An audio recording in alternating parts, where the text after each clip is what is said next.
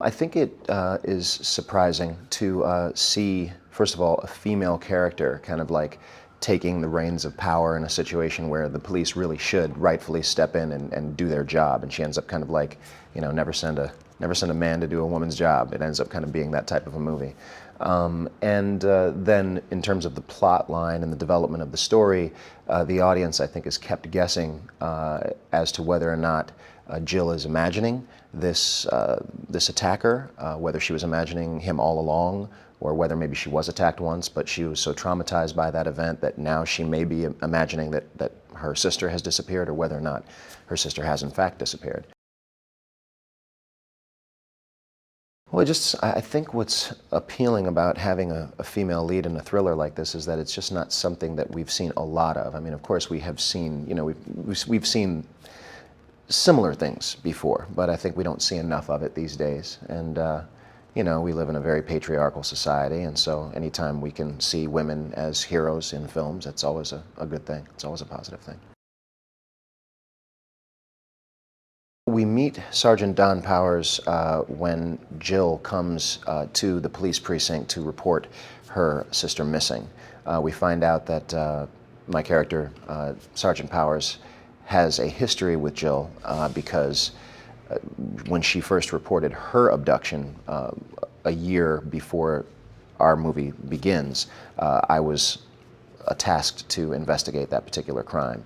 And what we ended up determining was that she actually hadn't been abducted, that she must have been imagining it. Nothing seemed to check out. We weren't able to find any DNA evidence.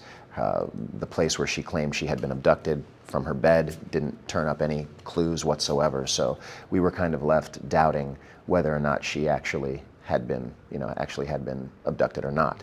So Sergeant Powers starts this story from a place of doubt to begin with. As soon as she walks in, he's like, oh God, here we go again. Every time a girl disappears, she's coming into the precinct claiming that it's her former attacker come back and, kidnapped yet another young girl. It's been wonderful. I've been a fan of her work for some time. So far, the scenes that we've shot together have been kind of abbreviated and short. We haven't done the longer scenes between the two of us at this point, but I'm looking forward to doing them. Hator has been really great. Every time he comes up between takes, he always has something helpful to say, and he does a good job of not over-directing. And to me, what that means is if a director likes what you're doing and they're not coming up to you between every take, doesn't mean that they don't have anything helpful to say. I think it may sometimes mean that to say anything might prevent you from continuing to do what they are satisfied with at that time. So he's a nice combination of both. Great bedside manner. I think the thing that'll be most exciting about the film to the audience will be the way the story unfolds. They'll be trying to get a bead on Jill. They'll be trying to figure out, Powers' character. They'll be constantly trying to figure out a lot of things. I don't think the film doesn't do the work for the audience. I think this is a film that invites the audience to come and kind of take a ride, but kind of begs the audience's participation to a certain degree, because they're going to be constantly trying to, wait a second, in this scene that happened, and okay, all right, well maybe she's not imagining it, or maybe she is, So I think the film will hopefully do a good job of keeping the audience guessing.